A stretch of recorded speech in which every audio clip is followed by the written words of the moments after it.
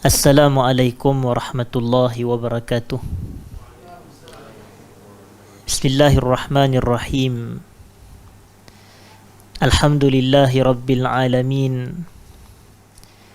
Wassalatu wassalamu ala ashrafil anbiya'i wal mursalin, Nabiyyina Muhammad wa ala alihi at-tahirin wa ashabihi at-tayyibin wa ala man sara ala nahjihi ila yaumiddin, amma ba'd. Yang saya hormati jawatan kuasa pengurusan Baitus Salam, seterusnya hadirin dan hadirat, para penuntut, para pencinta ilmu yang dirahmati Allah sekalian.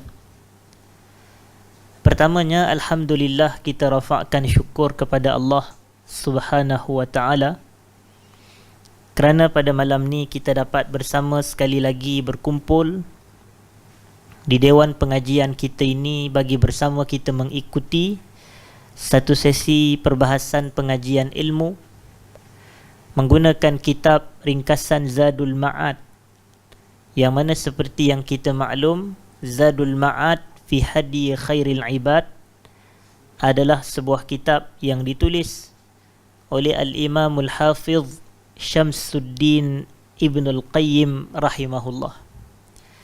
Dan majlis kita pada malam ini, hadirin dan hadirat, pertamanya juga saya nak pohon sedikit kemaafan atas sedikit kelewatan kita pada malam ni, kerana saya baru selesai menghadiri majlis pejabat sebenarnya. Walaupun asalnya saya ada kuliah di Bukit Jalil, tapi saya ada pertembungan dengan program pejabat. Jadi pejabat dengan kuliah ni kena fokus dahulukan pejabat lah. Dan program tu bersama dengan Tan Sri Dr. Daud Bakar selaku pengerusi Mawib, dan saya adalah pegawai Mawib. Jadi oleh kerana itu agak ralat kalau saya tak turut serta dalam program tersebut. Jadi saya datang daripada Batu Muda Gombak dan agak lewat selepas sahaja daripada salat Isyak ke sini. Tetapi ala kullin saya dapat juga pada sebelum 9.40, tu kira awal lah tu.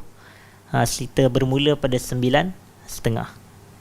Dan kita akan teruskan perbahasan kita pada malam ni, hadirin dan hadirat yang saya hormati, iaitu sebuah fasal yang menghimpunkan beberapa isu dan peristiwa yang melibatkan Nabi kita sallallahu alaihi wasallam.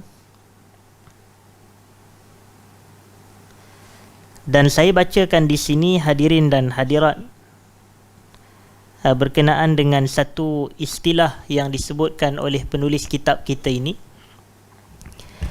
Wa kana sallallahu alaihi wasallam yumadhihu wa yaqulu fi muzahihil haqq. Nabi kita sallallahu alaihi wasallam adalah seorang manusia yang turut melakukan lawak jenaka dari kalimah al-mizah ataupun al-muzah. Dalam sudut kata, hadirin dan hadirat, Nabi ni bukanlah orang yang sentiasa orang kata tegas sepanjang masa, ataupun tidak ada unsur-unsur humor, tidak berlawak, tidak berjenaka, tidak. Tetapi banyak juga yang mana Nabi kita sallallahu alaihi wasallam ni yumazih. Nabi berlawak, Nabi berjenaka. Cuma kata penulis kitab, wa yaqulu fi muzahihil haqq, walaupun dalam Nabi duk berjenaka, tetapi Nabi dalam jenaka Nabi hanyalah bercakap ataupun mengucapkan perkara yang benar sahaja. Nabi hanya bercakap perkara yang benar. Dan kita pun kalau kita lihat kepada masyarakat kita, dia suka kepada jenaka, dia suka kepada lawak. Sebab tu orang lebih suka dengar ceramah yang ada lawak berbanding ceramah yang tak ada lawak. Jadi sebab itu kita seolah-olah nak menjadi penceramah alaf baru ni, dia kena pandai melawak pula. Kita kata kalau nak pandai melawak semata, tak perlulah berada di meja penceramah, masuk je maharaja lawak, jadilah pelawak. Tetapi kita nak lihat bahawasanya kadang-kadang masyarakat suka kepada hal itu. Kadang-kadang pula masyarakat siap melakukan comparison bahawasanya, oh kita nak pergi kuliah mana malam ni, ustaz tu lawak, kita pergi yang tu. Nampak? Jadi kadang ustaz yang mungkin dalam ceramahnya bersifat ilmiah, tidak ada jenaka, tidak ada ketawa, mungkin ceramahnya kurang mendapat tempat dan kurang mendapat perhatian. Tapi kalau kita tengok penceramah-penceramah yang melawak tu, kadang bukan lawak yang kita kata mengikut dawabit Islam. Dan di sini penulis kitab Al-Imam Ibn Al-Qayyim dia letakkan bahawasanya pada lawak Nabi adanya dawabit. Dawabit ni parameter. Ada kayu ukurnya, ada kriterianya.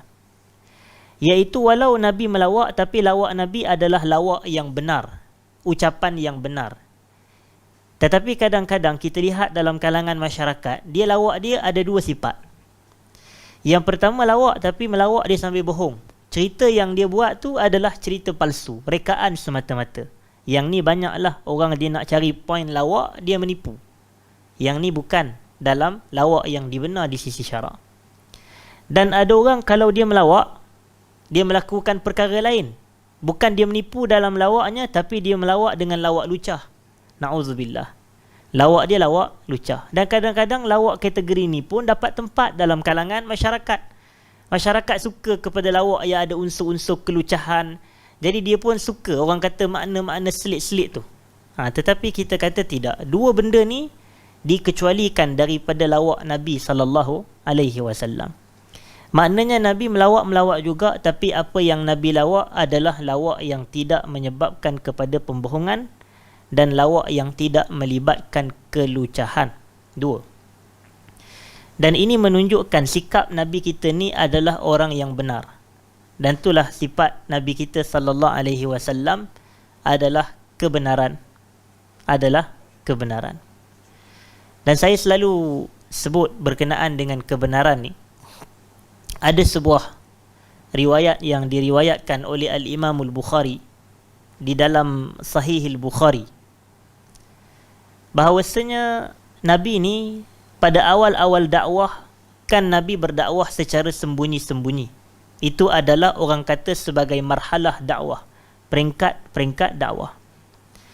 Jadi bila Nabi dakwah secara sembunyi ni, Nabi dakwah kepada keluarga terdekat dahulu. Kemudian barulah Nabi berdakwah kepada kerabat-kerabat yang lebih meluas. Jadi Nabi pun nak himpunkan keluarga-keluarga Nabi ni, dan satu hari berlakulah perhimpunan dan perkumpulan. Sebab Nabi minta kumpul. Jadi bila nak minta kumpul tu, Nabi tanya kepada kaum kerabat ni, nasab keturunan yang terdekat dengan Nabi ni, kalau aku bagi tahu di sebalik bukit ni akan ada satu ekor kuda yang akan datang menyerang, kamu percaya ke tak percaya kata-kataku? Lalu mereka kata, kami akan percaya. Kerana ma jarrabna alaika illa sidqan. Kami tak pernah tahu awak ni melainkan seorang lelaki yang sentiasa bercakap benar, sentiasa jujur. Nabi tak menipu, Nabi tak berbohong. Tapi kami tidak tahu awak ni melainkan awak adalah orang yang sentiasa bercakap benar. Itulah sifat dan kepribadian Nabi. Dan kita pun orang lelaki kena jadi macam ini dari sudut kena sentiasa cakap jujur. Kena sentiasa cakap jujur. Sebab apa saya sebut? Sebab kadang-kadang orang lelaki ni dia banyak menipu. Banyak menipu. Tak kira lah ustaz ke tak ustaz, dia suka menipu. Saya tak pasti apa masalah dia. Tapi asal cakap bohong, asal cakap bohong. Mungkin dia anggap benda ni biasa. Tapi sebenarnya pembohongan, sebahagian ulama' mengatakan berbohong adalah dosa besar. Berbohong adalah dosa besar. Berdalilkan firman Allah di dalam Al-Quran, ijtanibu ijtanibu rijsa minal awsan wajtanibu qaulaz zur, kata Allah dalam Quran. Jauhilah najis daripada sembahan berhala dan jauhilah kamu ucapan-ucapan dusta. Jadi kita tengok kepada siaq. Siaq ni apa makna siaq? Siaqul ayah. Itu. Siaqul ayah. Konteks ayat. Maknanya mula-mula Allah sebut, jauhilah kamu najis daripada sembahan berhala. Dan kemudian sebelahnya Allah kata, dan jauhilah kamu ucapan yang dusta. Jadi menunjukkan ucapan dusta diletakkan bersebelahan dengan sembahan berhala. Kalau sembah berhala dosa besar, maka ucapan yang bohong juga dianggap sebagai dosa besar. Itu kefahaman para ulama. Jadi sebab itu bahaya. Tetapi Nabi kita dalam apa sahaja keadaan pun baginda tidak menipu, baginda tidak berbohong. Dan kita dah sebut di dalam Al-Quran, Allah menceritakan tentang kisah 3 orang lelaki yang mana mereka tidak pergi menyertai peperangan Tabuk itu. Iaitu yang paling masyhur adalah Ka'ab ibnu Malik radhiyallahu anhu. Yang keduanya Murarah ibnu Ar-Rabi' radhiyallahu anhu. Dan yang ketiganya adalah Hilal ibnu Umayyah radhiyallahu anhu. Dan Murarah serta Hilal ni adalah mereka yang menyertai peperangan Badar. Adapun Ka'ab dia tak sertai perang Badar. Tetapi apabila ketiga-tiganya tidak menyertai peperangan Tabuk, mereka dianggap bermaksiat kepada Allah dan Rasul. Kerana peperangan tersebut disyariatkan. Peperangan tersebut dituntut dan disuruh. Maka mengikuti suruhan dan tuntutan Nabi adalah satu kewajipan. Jadi bila mengingkari perintah dan tuntutan Nabi itu adalah suatu perkara yang berdosa. Mengingkari perintah Nabi adalah haram hukumnya dan menatijahkan dosa. Lalu Allah kata dalam surah At-Taubah ayat 117, wa 'alas salasati allazina khulifu, dan ke atas 3 orang yang mana mereka tidak turut serta dalam peperangan Tabuk. Hatta idza daqat 'alaihimul ardu bima rahubat wa daqat 'alaihim anfusuhum wa dhannu alla malja'a minallahi illa ilaihi ثم تاب عليهم ليتوبوا إن الله هو التواب الرحيم. Dan di sini nak memberikan isyarat 3 orang lelaki dari kalangan mereka yang tak sertai peperangan Tabuk ni, akhirnya perbuatan mereka tu menyebabkan langit ataupun bumi yang begitu luas ni terasa sempit. Dan jiwa mereka, dada mereka terasa sempit dengan dosa dan maksiat yang mereka lakukan. Wa dhannu alla malja'a minallahi illa ilaih. Dan mereka rasa dah tak ada dah cara lain nak keluarkan diri daripada kesulitan ni melainkan hanya dengan kembali kepada Allah. Mereka bertaubat kepada Allah. Summa taba alaihim liyatubu. Allah memberikan taubat kepada mereka supaya mereka bertaubat kepada Allah. Innallaha huwat tawwabur rahim. Allah Maha penerima taubat, Maha penyayang. Dan cuba kita lihat ayat sesudahnya 118. Daripada surah yang sinonim dengan pelaku maksiat, surah Taubah nama pun, surah At-Taubah. Maka kita katakan Allah kata di situ, ya ayyuhallazina amanu taqullah. Wahai orang yang beriman, takwa kamu kepada Allah. Wa kunu ma'as sadiqin. Bersamalah kamu dengan orang-orang yang bercakap benar, orang-orang yang jujur, orang-orang yang tulus. Dan bukan semata bersama, tetapi kunu, jadilah kamu dalam kalangan orang yang bercakap benar. Jadi kita kena sentiasa meneladani Nabi SAW dari sudut sifat Nabi bercakap jujur, bercakap benar. Jangan budayakan penipuan, kerana penipuan hanyalah menatijahkan penipuan yang berikut-berikutnya lagi. Kerana bila sekali dia dah menipu, dia akan menipu kali kedua, ketiga untuk menutup penipuan kali yang pertama. Dia nak mengekalkan konsistensi itu, maka dia pun meneruskan penipuan yang kita katakan termasuk dalam kategori dosa-dosa besar. Baik. Apa contoh jenaka Nabi SAW? Sebenarnya jenaka Nabi ni dia bukanlah sama macam jenaka yang kadang-kadang menatijahkan lawak dan gelak tu, bukan. Gelak ketawa yang kuat, tidak. Sebagai contoh, dalam hadis yang sahih, adalah seorang perempuan pada satu hari itu, dia ni wanita tua. Satu hari dia datang bertemu dengan Rasulullah sallallahu alaihi wasallam dan dia ada satu hajat. Dia kata, wahai Rasulullah, tu ada orang kat pintu tu. Dia kata, wahai Rasulullah, tolonglah berdoa kepada Allah, semoga Allah masukkan aku dalam syurga. Doalah kepada Allah agar Allah masukkan aku ke dalam syurga. Kemudian Nabi pun sallallahu alaihi wasallam mengatakan, wahai ummu fulan, Nabi kata, wahai ibu kepada si fulan, dia kata sesungguhnya syurga ini tidak akan dimasuki oleh orang yang tua. Syurga tidak akan dimasuki oleh orang yang tua. Nabi, hajat Nabi dan niat Nabi adalah nak bergurau. Tapi wanita tua tu dia pusing, dia menangis. Nampak? Jadi rupanya gurauan Nabi ni orang menangis. Itu hakikatnya. Tapi gurauan kita pun orang menangis juga. Tapi menangis sebab gelak lebih sangat. Dia gelak, keluar air mata dia sebab terlampau suka, terlampau seronok. Tapi tidak, yang kawan tu dia sedih sebab dia mungkin niat Nabi bergurau. Nabi kata, wahai ibu kepada si fulan, syurga tak dimasuki oleh wanita-wanita tua. Kawan tu tadi dia datang dengan hajat, suruh Nabi doa semoga dia ni masuk dalam syurga. Tiba-tiba Nabi jawab dengan jawapan syurga tak dimasuki oleh wanita tua, maka menangislah kawan tu. Lalu Nabi panggil kerana kita ni akhirnya kita akan masuk syurga dalam usia yang muda. Kita akan masuk syurga dalam usia kita yang muda, tidak tua di dalam syurga. Jadi maknanya rupanya kalau kita dekat dunia ni, antara benda yang kita risau adalah proses penuaan. Saya tak tahulah tuan-tuan risau ke tidak, tapi saya risau. Saya rasa setiap kali duduk depan cermin tu, tengok, tahun ni saya 30. Jadi setiap tengok cermin tu kata, aku ni 30 dah ada uban ke belum? Contoh, duduk tengok dekat cermin selalu. Jadi menunjukkan adalah kerisauan tu. Dia kata, dah makin tua dah kita ni. Gitu. Tapi kalau kita nak orang kata sentiasa muda sahaja, masuk syurga Allah Ta'ala. Masuk syurga Allah. Orang kata sentiasa muda. Tapi kalau kita nak masuk syurga ni, dia ada syarat pula.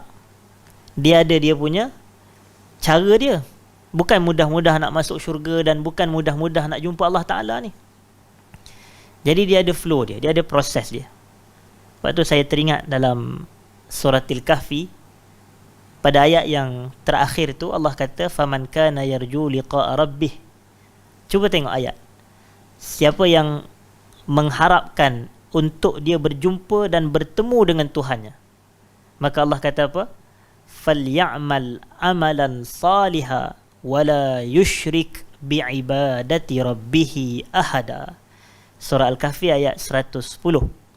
Jadi kita katakan bahawasanya sesiapa yang inginkan, berhajat dan berkehendak untuk bertemu dengan Tuhan. Makna bertemu dengan Tuhan ni di mana? Di syurga lah.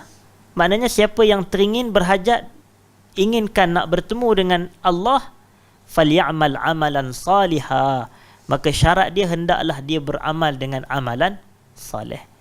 Jadi itu hakikatnya. Maknanya kita nak masuk syurga, dahulukan dengan amal salih, tapi bukan semata amal salih. Amal salih ni dia ada dua ciri. Yang pertama ikhlas. Yang kedua bertepatan dengan sunnah Nabi SAW. Dia mesti ikhlas, mesti bertepatan dengan sunnah, tetapi ada satu lagi tambahan, wala yushrik bi'ibadati rabbih ahada. Jangan syirik kepada Allah, kepada seseorang pun, kepada selain daripada Allah. Jangan syirik. Maknanya jangan menyekutukan Allah. Siapa sahaja yang mati dalam keadaan tanpa syirik, dia pasti masuk syurga. Dia pasti masuk syurga kerana dia tidak menyekutukan Allah. Baik. Selesai kita kepada perbahasan ketawa. Maknanya kesimpulan yang kita boleh buat, Nabi juga orang kata Nabi juga melakukan proses gurauan. Nabi bergurau, Nabi berjenaka. Cuma jenaka Nabi hanyalah menuturkan kata-kata yang benar, tidak ada pembohongan, tidak ada kelucahan. Jadi yang isunya bukan melawak sambil berbohong, tak. Yang isunya adalah pembohongan yang awak lakukan tu yang dilarang. Agama tak menghalang jenaka.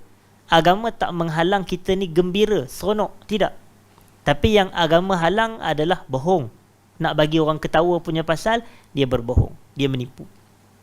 Yang kedua, agama tak melarang jenaka, tetapi yang dilarang adalah apabila jenaka tu disertai dengan kelucahan. Benda-benda yang lucah, lawak-lawak lucah. Yang tu. Yang ni agama larang. Tapi kita kekalkan jenaka, tetapi biarlah jenaka tu pada benda yang betul. Boleh sebenarnya. Ada sahaja orang yang mana dia bercakap, orang lain ketawa, tapi dia tak menipu, dia cakap benda yang betul. Ada juga. Tapi kita ni kena fahamlah bahawasanya melawak tu seni. Melawak ni adalah satu seni. Orang kata kelebihan yang Allah Ta'ala bagi kepada seorang. Ada sebahagian orang tu kita tengok muka dia pun kita nak gelak. Belum dia cakap lagi. Sebab dia memang lawak, contohnya. Ada juga. Jadi ada orang dia bercakap pun lawak, macam tu. Kita suka dengan dia sebab dia melawak, pandai melawak. Tapi kalau dah macam orang tu dia tak bijak, dia tak perlu nak orang kata beria-ria sangat. Dah kalau awak ni memang tak ada kelebihan melawak bergurau, tak perlulah dia beria-ria nak melawak. Sampai kadang-kadang over pula kita tengok. Yang tu bukannya menyebabkan orang gelak, yang tu menyebabkan orang kata apa masalah mamat ni contohnya. Sebab dia buat lawak tak jadi. Jadi sebab itulah kita kata biar berpada, yang penting mengikut kriteria yang kita telah sebutkan sebentar tadi. Kemudian disebutkan di sini wa yuwarri wala yaqulu fi tawriyatihi illa al-haqq.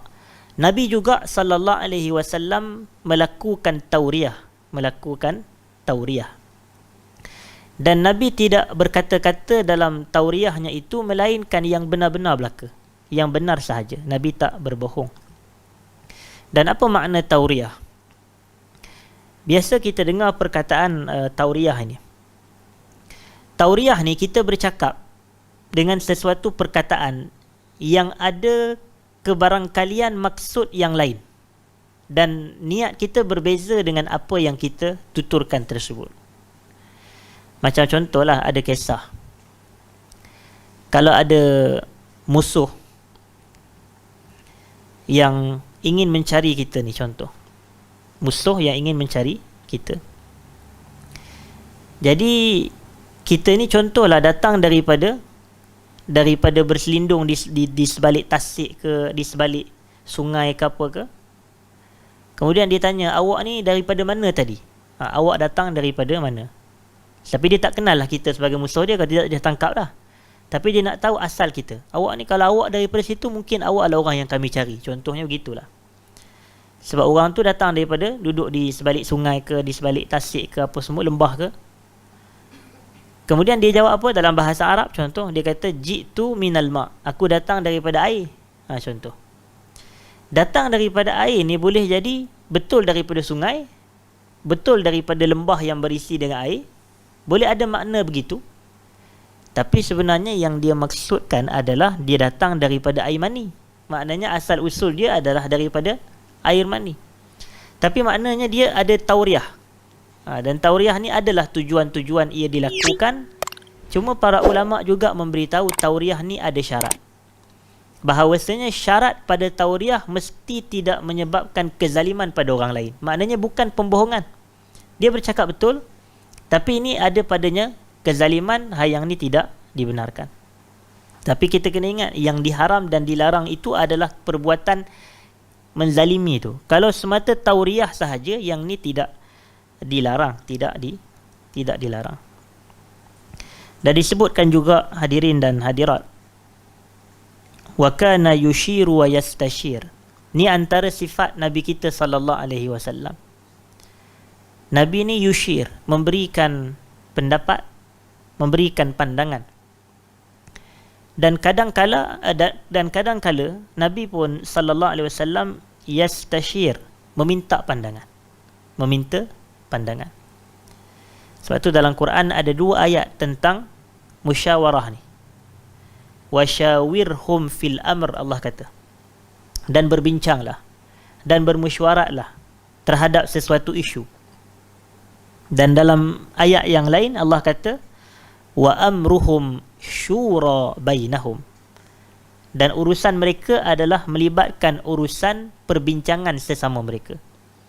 Jadi hakikatnya Nabi ni sallallahu alaihi wasallam, walaupun baginda Rasul yang menerima wahyu, tapi dalam banyak situasi, banyak keadaan, Nabi bertanya pandangan kepada para sahabat. Begitu. Dan ini tidak salah. Dan para sahabat pun bebas memberikan pandangan. Ini menunjukkan ciri pemimpin yang baik. Bahawasanya pemimpin yang baik itu bukan semata pemimpin yang hanya berpada dengan keputusan dia semata-mata, Tak nak dengar pandangan orang lain. Tak minta pendapat orang lain. Tidak. Tapi dia kena, orang kata, sentiasa berbincang dan sentiasa meminta pandangan. Tak kisahlah orang tu lebih muda daripada dia, ataupun lebih rendah jawatan daripada dia, ataupun lebih miskin daripada dia. Kita tetap meminta pandangan. Itu yang disifatkan di sini. Wa kana sallallahu alaihi wasallam yushir. Nabi memberi pandangan, wa yastashir, dan meminta pandangan. Kita kena belajar daripada sebuah riwayat yang melibatkan Umar bin Al-Khattab dengan sahabat Nabi yang bernama Abdullah ibn Abbas. Abdullah ibn Abbas ni adalah min sigari sahabah. Dia adalah dalam kalangan sahabat-sahabat yang sigar, yang muda, yang kecil lah maknanya. Tapi bukanlah kecil dari sudut kedudukan dia besar, Ibn Abbas. Tapi dari sudut usia, dia adalah junior. Itu makna sigar sahabah, junior dari kalangan sahabah. Kalau sahabat-sahabat yang senior ni, dia panggil sebagai kibarus sahabah. Seperti siapa dia? Abu Bakar, Umar, Osman, Ali. Ini kibarus sahabah. Jadi apabila Umar ni dia bermajlis bersama dengan sahabat-sahabat dia, dan peristiwa ni berlaku, ada yang pada zaman Nabi dan ada yang selepas kewafatan Nabi sallallahu alaihi wasallam. Bila Umar ni bermajlis, dia selalu bawa Ibnu Abbas ni dalam majlis dia. Sehingga kawan-kawan dia menimbulkan tanda tanya, kenapa awak bawa budak yang sebaya dengan cucu-cucu kita dalam majlis kita? Duk bawa macam orang tua-tua tengah sembang, kita duk bawa budak tu duk dengar. Budak ni dia bukan kena dengan jiwa dia. Dan kita pun kalau kita nak bercakap, mungkin kita rasa tak selesa dengan adanya budak-budak, sebab dia tak sama umur dengan kita dan tak sebaya. Tapi Umar bin Al-Khattab ni, dia bawa Ibnu Abbas bukan bawa kosong. Dia tahu kerana Ibnu Abbas ni adalah seorang yang bijak, seorang yang faqih. Dan tidak pelik bahawasanya Ibnu Abbas ini faqih kerana dia telah didoakan kefaqihan oleh Rasulullah sallallahu alaihi wasallam. Kan semasa Ibnu Abbas kecil, Nabi pernah mendoakan kepada Ibnu Abbas, Allahumma faqihhu fid din wa 'allimhu ta'wil. Ya Allah, kau faqihkan Ibnu Abbas ni dalam agama, dan maknanya kau berikan kefahaman yang mendalam kepada Ibnu Abbas dalam beragama, dan kau ajarkanlah dia ilmu ta'wil. Wa'allimhu ta'wil. Dan at-ta'wil yakni at-tafsir. Ilmu ta'wil Quran merujuk kepada tafsirul Quran. Sebab itu Ibnu Abbas diberi gelaran turjumanul Quran, individu yang menterjemahkan Quran, mentafsirkan Al-Quran. Nak menunjuk kehebatan dan kefakihan Ibnu Abbas ni, adalah ada riwayat yang menceritakan bahawasanya satu hari ada seorang lelaki ni, dia bertanya soalan kepada Ibnu Abbas, halil qatili min taubah, adakah terdapatnya taubat bagi seorang yang membunuh? Ada taubat ke tidak bagi pembunuh? Maka Ibnu Abbas kata ada. Ibnu Abbas kata ada. Innallaha yaghfiruz dzunuba jami'a. Allah ampunkan keseluruhan dosa. Tak kiralah dosa kecil ataupun dosa-dosa besar. Dosa kecil diampun dengan amal saleh, dengan kebaikan, dengan istighfar. Adapun dosa besar diampun dengan at-taubatun nasuh, taubat yang tulus kepada Allah. Taubat yang tulus kepada Allah. Hakikatnya Allah ampunkan keseluruhan dosa. Tiba-tiba datang seorang lelaki yang mana daripada memek mukanya penuh dengan kemarahan. Penuh kemarahan, dalam kegeraman. Dia tanya soalan kepada Ibnu Abbas, halil qatili min taubah. Adakah terdapatnya taubat bagi seorang pembunuh? Maka terus Ibnu Abbas mengatakan, la illan nar. Tidak ada taubat kecuali neraka sahaja. Tidak ada taubat ke atas pembunuh melainkan nerakalah tempat dia. Terkejutlah sahabat-sahabat kepada Ibnu Abbas. kenapa dua orang lelaki yang berbeza datang kepada Ibnu Abbas menanyakan dua soalan yang sama. Soalan yang sama, lelaki pertama pun dia tanya, adakah taubat bagi orang yang membunuh? Lelaki yang kedua pun dia tanya soalan yang sama. Tetapi para sahabat Ibnu Abbas tanya, kenapa jawapannya berbeza? Kenapa jawapannya lain? Lelaki yang pertama dia kata ada taubat. Lelaki yang kedua dia kata tidak ada taubat kecuali neraka.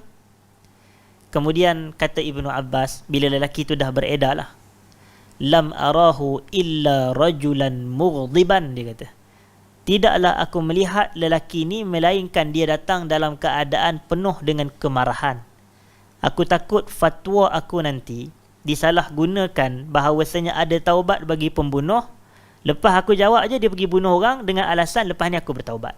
Mati satu nyawa boleh jadi disebabkan fatwa yang diberikan tanpa melihat kepada situasi orang yang bertanyakan soalan tersebut. Jadi itu apa namanya dalam kitab, dalam agama kita, yang tu namanya faqih, orang yang faham agama dengan kepahaman yang sebenar. Kerana faqih ni dia melihat jiwa manusia, keadaan manusia, situasi manusia dan tempat. Walaupun individu tu boleh jadi soalannya berbeza ataupun soalannya sama, tapi tengok kepada situasi dia, jawapannya berbeza. Jadi atas kefakihan itulah kita kata terdapat pada peribadi Ibnu Abbas. Jadi seorang mufti, dia tak semestinya nak bagi jawapan tu sama je kepada setiap individu yang datang bertanyakan soalan kepada dia. Walaupun soalan tu soalan yang sama. Boleh jadi soalan sama tetapi jawapan berbeza. Sebab tu saya suka dengan definisi fiqh yang disebutkan oleh Al-Imam Abu Hanifah. Dia kata al-fiqhu ma'rifatun nafs ma laha wa ma 'alaiha. Fiqh ni adalah mengenali jiwa. Hak ke atas jiwa, tanggungjawab ke atas jiwa. Jadi itu fiqh.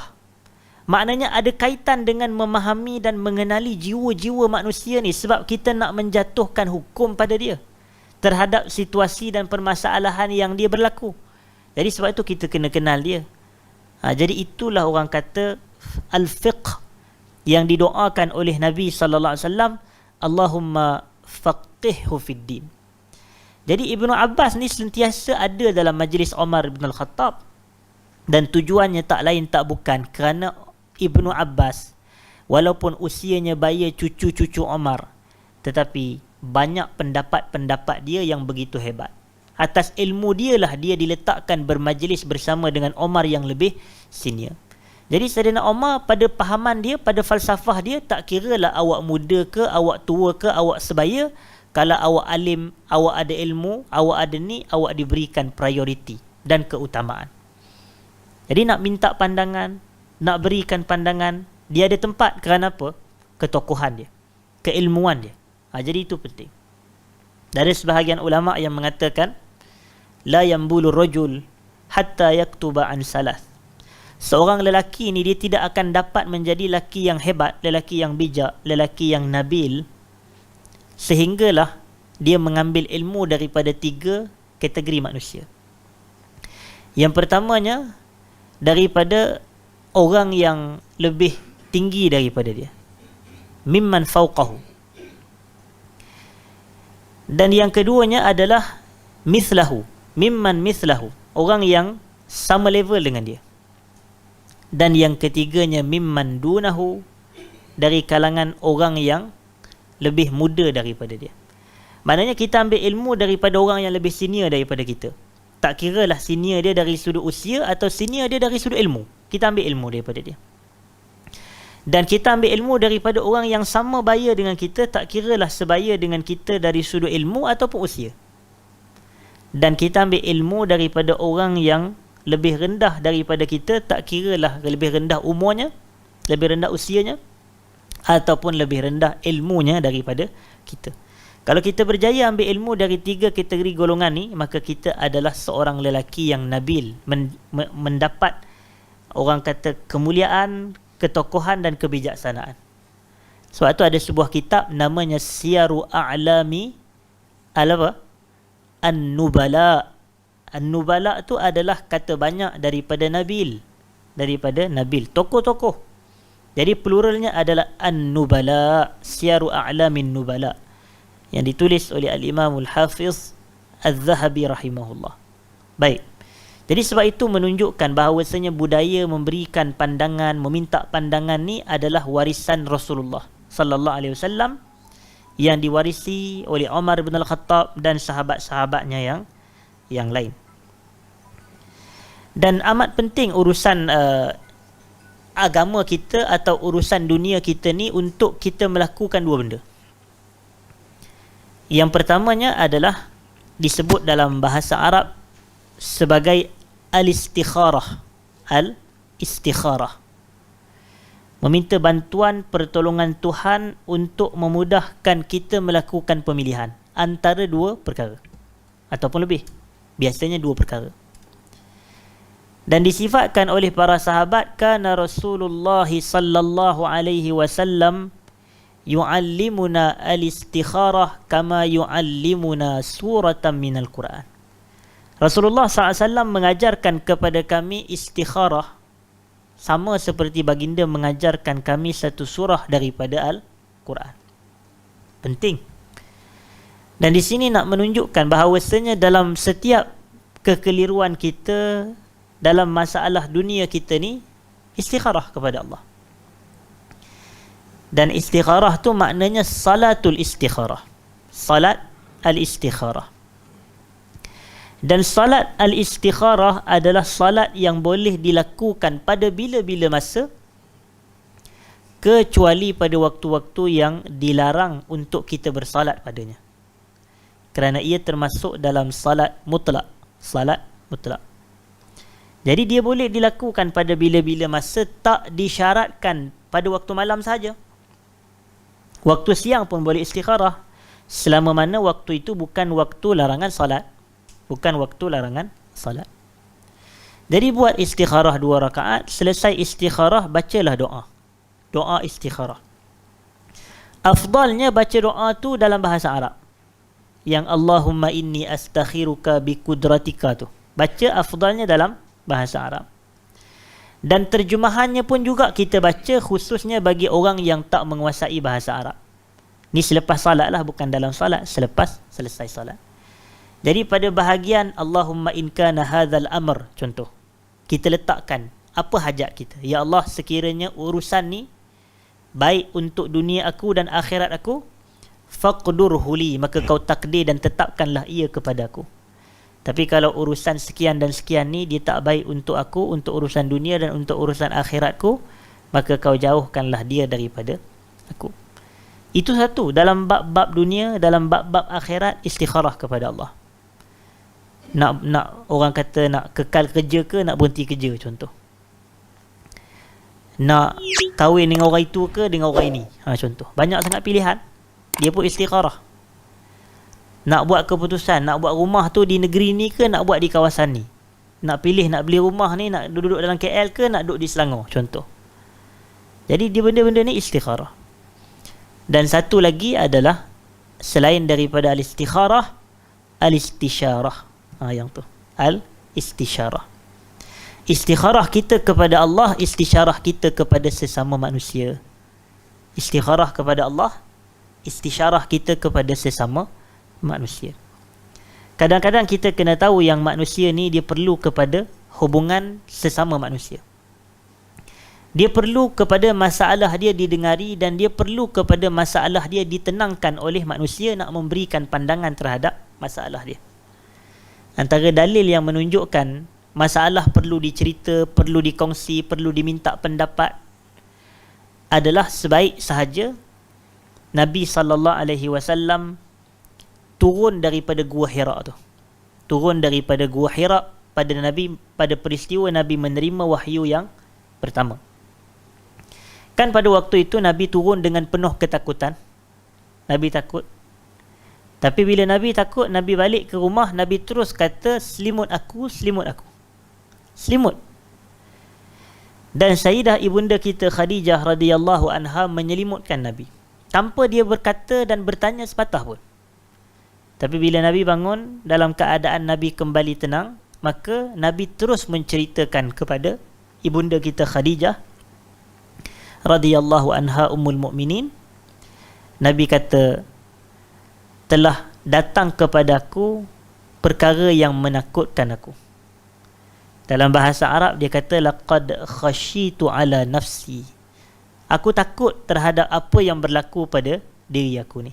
Maknanya bila dia didatangi Jibril dalam Gua Hira, yang Jibril peluk dia tu, maka dia takut. Tapi tengok, bila Nabi menceritakan masalah, Nabi tak pendam, Nabi tak diam, tapi dia cerita. Tapi cerita ni pula cerita kepada orang yang dekat, orang yang dia percaya. Siapa dia? Isteri dia. Isteri dia dulu. Kadang-kadang sebahagian pasangan ni, isteri dia lah orang terakhir yang dia nak ceritakan. Dia malas nak bagi tahu kepada isteri dia, contoh. Tapi dia ada masalah. Tapi tidak. Kalau Nabi SAW, Nabi cerita kepada Sayyidah Khadijah dahulu. Tapi Khadijah ni wanita bijak, wanita matang, wanita yang rasional, dia tidak emosi, gitu. Dan unik Khadijah radhiyallahu anha, maka dia kata, kalla wallahi ma yukhzika Allahu abada, innaka latasilur rahim wa tahmilul kal wa taksibul ma'dum wa tuqrid dhaif wa tu'inu ala nawaibil haqq. Kata Khadijah kepada Rasulullah sallallahu alaihi wasallam, sama sekali tidak, Allah tidak akan menyebabkan kamu rasa takut. Wallahi ma yukhzika Allahu abada, Allah takkan menghina, takkan mengabaikan kamu selamanya. Kenapa? Kerana kamu ni, wahai suami, dia kata, la tasilur rahim, menghubung, mengeratkan ikatan kekeluargaan. Wa tahmilul kal, kamu menanggung beban orang yang susah, memuliakan tetamu, membantu orang yang memerlukan, bagi makan kepada orang lapar. Nampak? Jadi di sini maknanya dia minta pandangan dan dia memberikan pandangan dan pendapat. Maka masalah tu diredakan. Nabi pun dah jadi lebih tenang. Tapi Khadijah bijak, dia tak berhenti semata tu. Dia kata, jom kita pergi jumpa, siapa dia? Waraqah ibnu Naufal ibnu Asad ibnu Abdil Uzza. Waraqah bin Naufal ni hakikatnya adalah sepupu kepada Sayyidah Khadijah. Kerana Khadijah bintu Khuwailid ibnu Asad ibnu Abdil Uzza.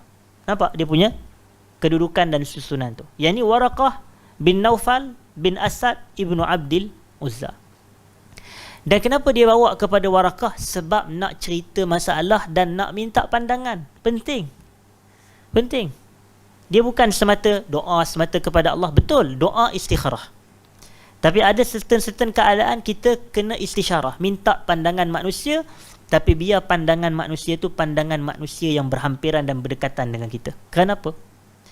Kerana orang yang akan jujur dengan kita dan tak ada apa kepentingan dengan kita biasanya adalah keluarga kita, yang paling hampir dan paling dekat. Sebab semua nasihat dia biasanya akan terbina atas dasar kasih sayang. Itu je. Kenapa dia nasihat? Dia sayang. Kenapa dia tegur? Dia sayang. Kenapa dia suruh buat ni? Sebab dia sayang. Kenapa dia tak bagi buat ni? Sebab dia sayang. Itu je, dia tak ada apa kepentingan. Jadi sebab itu Khadijah bagi pandangan. Sebab itu dia bawa pergi jumpa Waraqah bin Naufal bin Asad bin Abdul Uzza. Jadi dia nak minta pandangan. Dan akhirnya pun Waraqah pun bagi pandangan. Dia kata yang ni adalah ciri-ciri Nabi. Ciri-ciri Nabi. Dan dia kata, alangkah bagusnya kalau aku masih hidup sekiranya kaum kamu nanti akan memusuhi kamu. Dia bagi tahu kepada Rasulullah. Dan kaum kamu akan mengeluarkan kamu daripada bumi Makkah ni. Kemudian Nabi pun tanya, awa mukhrijiyahum, betul ke mereka akan keluarkan aku daripada bumi Makkah ni? Maka kata Waraqah, dia kata, na'am, lam ya'ti rajulun qat, tidak ada seorang lelaki pun yang datang membawa dengan apa yang kamu bawa ni, illa udi, melainkan dia akan dimusuhi, melainkan dia akan dibenci. Tapi tak apa, yang saya nak tunjuk ni adalah hadis-hadis ni memberikan petunjuk bahawasanya penting istisyarah. Penting istisyarah, minta pandangan manusia. Minta pandangan manusia. Dan kalau boleh orang yang kita percaya, orang yang kita hormat, orang yang kita sangat-sangat kagum. Begitu. Kalau saya nak cerita secara peribadi, saya dalam banyak keputusan saya lah, biasanya keputusan dunia lah. Saya akan minta pandangan bekas bos saya dulu. Dahulu Dr. Zulkifli Al-Bakri hafizahullah ta'ala. Biasa saya akan minta pandangan dia. Dan pandangan dia ni walaupun singkat tapi padat. Saya suka. Kadang-kadang ada orang dia tak suka dengar masalah. Kadang manusia ni kadang dia tak suka dengar masalah orang. Sebab apa dia tak suka dengar masalah orang? Dia kata masalah aku berbanyak, kenapa aku nak tambah beban masalah aku dengar masalah orang lain? Tapi kadang bila kita cerita, macam saya lah cerita masalah kepada dia, dia dengar, tapi saya tahu dia sibuk. Tapi dalam masa yang singkat, jawapan dia padat. Mula-mula dia kata 1, 2, 3, 4, 5. Dalam tempoh 2 minit saja. Tapi end up, saya dah boleh buat keputusan. Hilang dah masalah saya nak buat keputusan. Sebab apa? Sebab istisyarah ni tadi. Sebab tu saya lebih suka kalau ada apa sahaja masalah, kita rujuklah kepada orang yang kita percaya, orang yang kita siqah dalam bahasa Arab. Siqah ni apa dia? Kita yakin kepada dia, kita percaya kepada dia, dan kita respect kepada dia. Dan kita mesti ada tokoh-tokoh tu untuk memudahkan kita dalam menentukan keputusan kita. Kadang-kadang ada sebahagian orang nak bubuh nama anak pun dia minta pandangan, yang mana nama yang baik, contoh gitu. Saya pun sendiri jujurnya dah berapa banyak orang minta pandangan saya nak bagi nama anak dia, walaupun saya tak ada anak lagi. Contohnya begitu. Saya bukanlah tak ada anak sebab tak ada zuriat, tapi sebab kita belum kahwin. Jadi sebab itu kita katakan maknanya ramai yang minta pandangan. Apa ustaz nak bagi nama anak gini begitu? Tapi saya bagi. Tapi yang cukup menyebabkan saya rasa gembira dan seronok dan suka, ramai yang setuju dengan cadangan nama-nama saya tu. Jadi saya tengok, oh budak ni aku yang bagi nama contoh. Jadi seronok. Budak ni aku yang cadang. Seronok kita rasa. Dan bila saya jumpa budak-budak tu, dia automatik timbul rasa sayang macam anak kita juga. Sebab kita yang bagi nama contoh. Tapi maknanya kalau itulah pentingnya istisyarah. Pentingnya minta pandangan. Sebab setiap keputusan kita ni akan terpimpin. Itu hakikatnya. Sebab kadang bila kita main buat sahaja keputusan tanpa istisyarah, tanpa bincang dengan orang, berapa banyak kesilapan yang terhasil daripada tindakan dan keputusan tersebut. Jadi kita tak nak tu. Sebab tu ada satu riwayat, walaupun riwayat ni dikritik dan riwayat ni disifat sebagai dhaif, ma nadima ataupun ma khaba man istakhar wa ma nadima man istashar. Ada riwayat hadis yang menyebutkan begitu. Ma khaba man istakhar. Orang yang istikharah dia tak akan rugi. Orang yang istikharah dia tak akan rugi. Wa ma nadima man istashar. Dan orang yang beristisyarah dia tidak akan menyesal. Dia tidak akan menyesal. Sebab apa? Sebab keputusan dia hasil daripada perbincangan. Tapi kalau buat keputusan, main terus buat drastik, tak berbincang dahulu, tak buat ni, ikut kepala sendiri sahaja, end up nyesal aku tak bincang orang dulu. Nampak? Tapi ada riwayat yang menyebutkan begitu. Dan yang terakhir ataupun yang kedua terakhir, selepas daripada Nabi bermesyuarat dan Nabi meminta pandangan, wa kana alaihi salatu wassalam ya'udul marid. Nabi kita ni sallallahu alaihi wasallam, antara aktiviti baginda adalah iyadatul marid. Iyadah al-marid.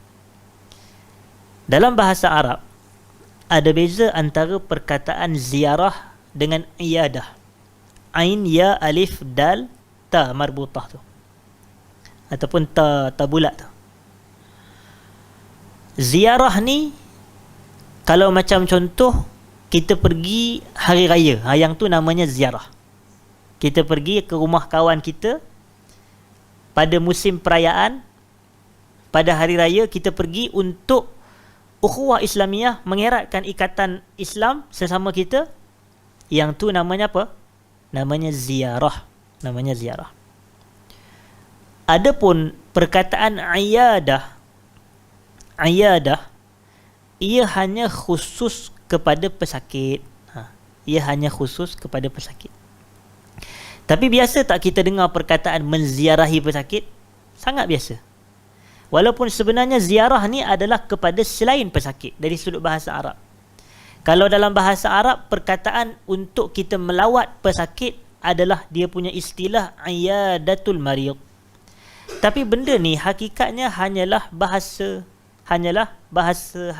istilah. Jadi sebab itu dikatakan la musyahata fil istilah. Tak perlu berbalah dalam bab-bab istilah sahaja. Seolah kita nak kata siapa yang kata iyadah kepada, siapa yang kata ziarah kepada pesakit, dia sesat. Tak betul lah.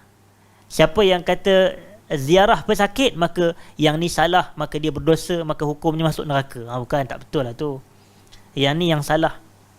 Sebab dia bukan isu yang besar pun, isu bahasa saja. Saya hanya kongsikan info, faedah dari sudut bahasa Arab.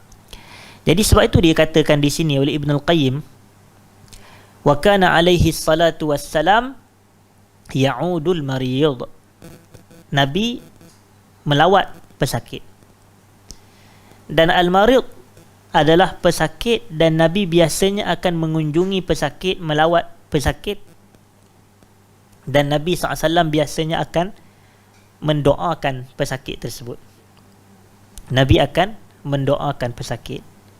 Sebahagian kadang-kadang Nabi kata la ba'sa tahur, insya-Allah. La ba'sa tahur. Nabi kata tak apa dengan sakit ni. Sakit ni sebagai penyuci dosa, insya-Allah. Sebahagian orang ni yang tak punya kefahaman agama yang baik, bila ada orang dengar berita kematian, kesakitan, orang tu katalah la ba'sa tahur, insya-Allah. Semoga Allah jadikan penyakit ni sebagai penghapusan dosa. Lepas tu orang yang tak ada kefahaman agama yang baik ni, dia marah pula ucapan tu.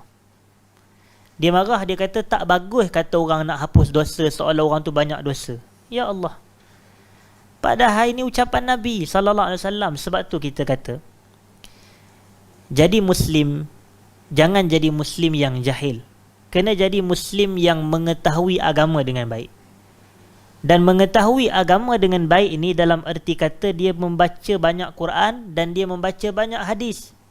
Kalau tak membaca pun, dia mendengar banyak ayat Quran dan dia mendengar banyak hadis.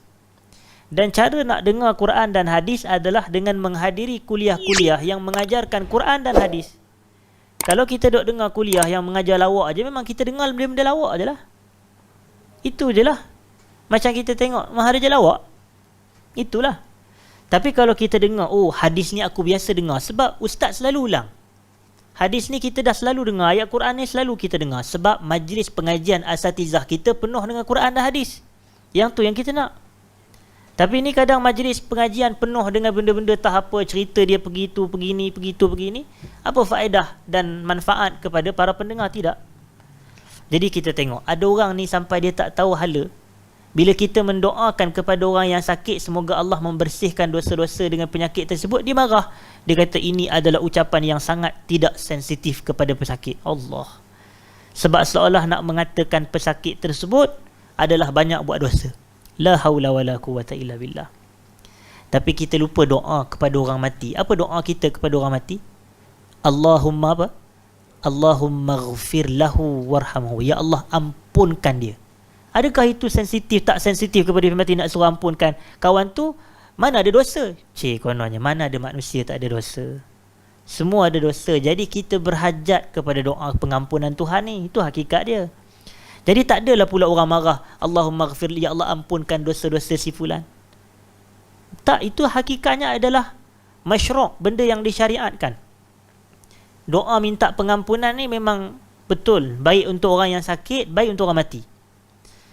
Allahumma ghafir li hayyina wa li mayyitina wa li zakarina wa li unsana wa li saghirina wa li kabirina, antara doa Nabi kepada jenazah. Allahumma ghafir lahu warhamhu wa'afihi wa'fu anhu wa akrim nuzulahu wa wasi' madkhalahu waghsilhu bil ma'i was salj wal barad wa naqqihi minal khataaya kama yunqqa ath-thawbul abyadu minad danas. Ni semua doa-doa yang warid kepada jenazah. Jadi doa kepada orang sakit pun ada. Dan banyak lagi lah riwayat-riwayat Nabi SAW. Cuma yang dia nak fokuskan di sini adalah Nabi ni mengunjungi orang yang sakit. Itu antara sirah Nabi. Itu antara sirah Nabi. Dan itu antara hadyun Nabi sallallahu alaihi wasallam, petunjuk Nabi alaihi salatu wassalam. Jadi kita kalau ada orang sakit, kita ziarah, kita pergi. Tetapi dalam bab nak mengunjungi atau menziarahi pesakit ni, dia ada syarat. Macam kita kata ada dawabit, iaitu yang pertama, ziarah tersebut tidak memakan masa yang lama. Ziarah tersebut tidak memakan masa yang lama. Jadi tak perlu kita nak ziarah orang lama-lama, tak, cukup sekadar memadai. Dan boleh juga kita doa dengan apa sahaja, doa-doa kesembuhan. Ya, macam Allahumma shfi anta syafi la shifaa illa shifauk. Dan Allahumma shfi mardana contohnya, wa'afi mubtalana warham mautana. Boleh juga doa dengan apa sahaja, doa penyembuhan. Doa penyembuhan. As'alullah al-azim rabbal arshil karim ayyashfiyah. 7 kali baca. As'alullah al-azim rabbal arshil karim ayyashfiyahu. Kalau untuk pesakit lelaki. Kalau untuk pesakit perempuan, ayyashfiyaha. Tapi hakikatnya sama. As'alullah al-azim rabbal arshil karim ayyashfiyahu. Doalah kepada orang yang sakit. Ni antara adab. Jadi adab kita dalam mengunjungi pesakit ni, kalau saya kata tadi ada 2. Yang pertama, tidak memakan masa yang lama. Dan yang kedua, kita berkunjung berserta doa. Berserta doa. Dan yang terakhirnya adalah wa yashhadu al-janazah. Wa yashhadu al-janazah. Dan Nabi juga sallallahu alaihi wasallam menyaksikan proses pengebumian jenazah. Proses pengebumian jenazah. Ataupun menyaksikan proses tajhizul mayyit. Pengurusan jenazah. Pengurusan jenazah. Yang lebih tepat, tajhizul mayyit. Kerana dalam tajhizul mayyit, dalam pengurusan jenazah ni, dia ada 4. Dia ada 4 perkara yang penting dan paling utama dan fardu kifayah. Yang pertamanya adalah memandikan jenazah. Yang keduanya adalah mengkafankan jenazah. Yang ketiganya adalah mensalatkan ke atas jenazah. Dan yang keempatnya adalah mengebumikan jenazah. Jadi kalau penulis kitab kita, Ibn Al-Qayyim rahmatullah alaih, dia kata Nabi ni yashhadul janazah, maka ia meliputi keempat-empat perkara tersebut. Nabi akan mandikan, Nabi akan kafankan, Nabi akan salatkan, Nabi akan kebumikan jenazah. Tapi hukumnya adalah fardu kifayah. Fardu kifayah. Ya, hakikatnya kewajipan. Dan lebih utamanya adalah kepada kerabat si mati lah. Ni kadang-kadang yang meninggal tu mak dia, pak dia. Tapi yang menguruskan, dia duduk bawah pokok isap okok. Isap okok. Yang meninggal pak dia, yang meninggal mak dia. Kemudian tak apalah, tak boleh gitu. Kita yang kena uruskan jenazah mak ayah kita, keluarga kita, kerabat kita. Kita lebih utama untuk menguruskan. Tu yang orang duk berdoa tu. Rabbana hablana min azwajina wa dhurriyyatina qurrata a'yun waj'alna lil muttaqina imama. Itulah yang kita nak, qurratu a'yun, penyejuk mata dari kalangan zuriat kita. Jadi zuriat yang baik adalah zuriat yang sentiasa dahulukan dan mengutamakan ibu bapanya, kerabatnya. Jadi itu adalah proses pengurusan jenazah. Jadi itu antara perkara yang dilakukan oleh Nabi SAW, ziarahi pesakit dan turut serta dalam proses pengurusan jenazah. Dan disebutkan di sini juga Nabi SAW yujibu da'wah. Yujibu ad-da'wah. Yujibu da'wah ni adalah Nabi menerima panggilan dan jemputan. Biasanya merujuk kepada walimah. Merujuk kepada walimah. Walimah ni apa dia? Walimah ni perkahwinan. Majlis perkahwinan. Tapi sebenarnya walimah ni adalah majlis makan disebabkan perkahwinan. Itu maknanya.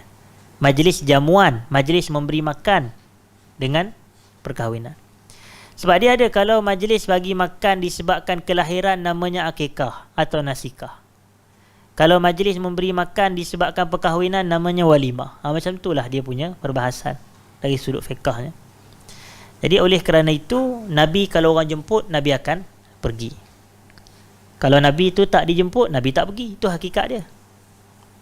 Tapi kadang sebahagian masyarakat kita yang dijemput tak pergi.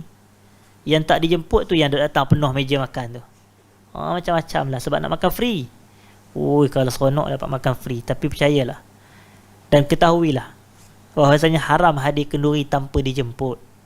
Dah haram kita memakan makanan-makanan kenduri dalam keadaan kita tidak dijemput. Dan hakikatnya untuk orang yang dijemput wajib hadir. Wajib hadir. Itulah perbahasan hukum, kecuali apabila dia ketahui pada majlis tersebut ada maksiat. Ada maksiat. Contoh, dalam majlis walimah ada pendedahan aurat yang melampau, maka di situ dia tak nak hadir. Kerana majlis yang banyak pendedahan aurat adalah majlis maksiat dan tidak majlis taat. Satu. Yang kedua, tidak ada, orang kata unsur tidak ada muzik. Tidak ada muzik dalam majlis walimah tersebut. Kerana kalau dia tahu adanya muzik dalam walimah dan dia pegang kepada pengharaman muzik dan seumpamanya, nyanyian dan seumpamanya, maka dia tak dibenarkan hadir. Bukanlah dia tak dibenarkan hadir, dia tidak wajib hadir. Macam tu. Walaupun asalnya wajib untuk dia hadir kepada majlis walimah, tapi sebab adanya maksiat dalam majlis. Begitu juga kalau diketahui yang majlis walimah tersebut hanya memanggil orang-orang kaya dan meninggalkan orang-orang miskin, maka dia tak wajib pergi. Dia panggil dalam majlis kenduri kahwin dia, hanya panggil orang kaya-kaya je. Kalau jiran-jiran yang kaya, kalau kawan-kawan yang kaya je dia panggil. Awak orang miskin jangan hadir. Sebab orang miskin ni bagi duit sampul sikit, dia kata. Contohlah. Jadi makanan tu mungkin mahal, dia bayar. Yang ni tak wajib hadir. Tak wajib hadir. Kerana itu maksiat. Dan yang keempatnya, kalau ada hidangan arak padanya dan hidangan benda-benda yang diharamkan, tak wajib kita. Kalau tidak, asalnya hukumnya adalah wajib. Tapi yang wajib ni hanyalah wajib bagi yang dijemput. Contoh, kalau dia jemput tu Ustaz Fahmi sekeluarga contoh. Jadi yang datangnya seorang je lah. Saya seorang. Maknanya sebab apa? Sebab belum berkeluarga lagi. Tapi kalau dah ada keluarga, bolehlah bawa isteri, bawa anak-anak. Begitulah maknanya. Jadi kalaulah asalnya kita ni dijemput sekeluarga tu, maknanya orang faham secara uruf dan secara adat adalah pasangan dan anak-anak. Yang tu. Jadi boleh lah. Jadi tak adalah kita kata anak-anak tu nanti makan benda haram pula. Tak. Dia memang dijemput juga. Tapi kalau dalam surat dia tu, dia kata Ustaz Fahmi seorang sahaja. Tak boleh nak bawa yang lain-lain. Melainkan kita maklum. Assalamualaikum tuan rumah, kalau saya nak bawa anak-anak boleh tidak? Macam tu. Itu baru tepat. Tapi yang poin yang saya nak ceritanya adalah Nabi SAW kalau ada orang jemput, Nabi akan menerima. Dan perbahasan walimah ni panjang. Dahulu masa saya di pejabat mufti, antara yang saya bahas adalah tentang hukum menerima jemputan majlis perkahwinan yang dijemput melalui Facebook invitation tu. Kan orang kita kan dia buat invite by Facebook tu, RSVP apa benda tu, dia buat di Facebook. Jadi dia tekan je kepada semua friend dia di Facebook. Jadi kan kita kata asalnya hukum adalah wajib. Tapi kalau kita tekan tu kadang-kadang, dia main tekan je, betul ke tak betul je nak jemput kita pun kita tak tahu.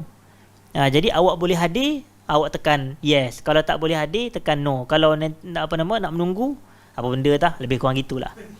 Tapi maksud saya adalah cara dia tu. Jadi kita kata dalam situasi sebegitu, yang wajib kalau kita boleh pergi sajalah dia jadi wajib. Gitu. Tapi kalau dia jemput secara umum sahaja, kalau yang lebihnya, kalau yang dia jemput guna kad ataupun WhatsApp ataupun SMS kita personal tu, yang tu lebih-lebih lagi lah. Ya.